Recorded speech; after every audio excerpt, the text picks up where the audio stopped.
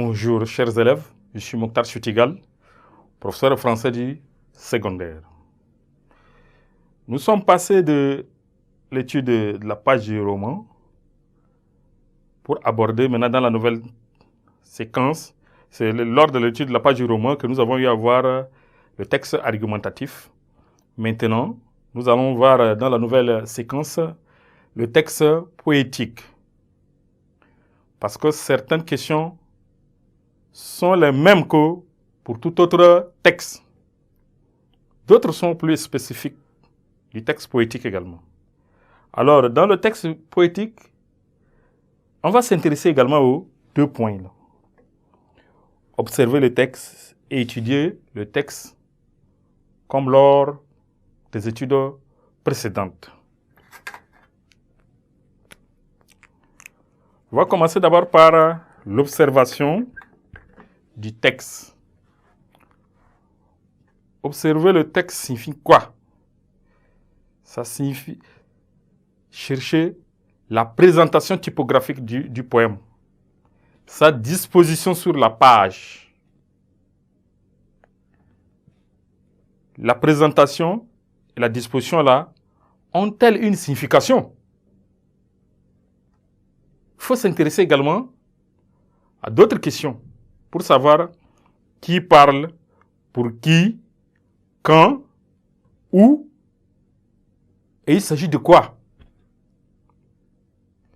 Par la suite, il faut s'intéresser aussi à l'organisation syntaxique pour savoir quelle est l'organisation syntaxique du poème. On va s'intéresser à la longueur du poème, le type et la construction des phrases. Voilà ce qui est de l'observation du texte.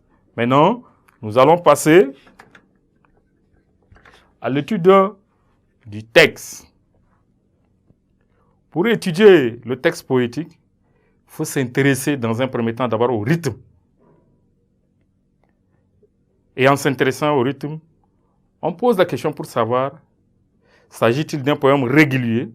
C'est-à-dire, est-ce que ce poème est de forme fixe, des strophes ou de vers?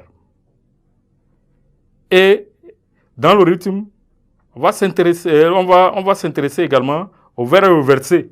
C'est ainsi qu'on va se poser cette question pour savoir quel est le rythme des vers ou des versets.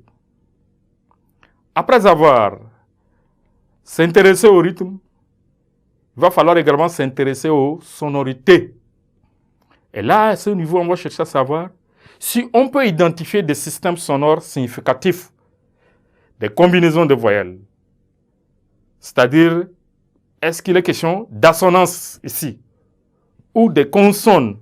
Est-ce qu'il est question d'allitération?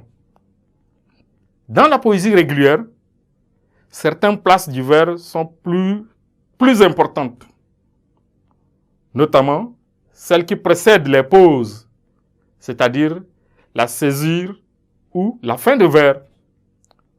On observera donc en particulier la nature et la disposition des rimes ou des assonances finales.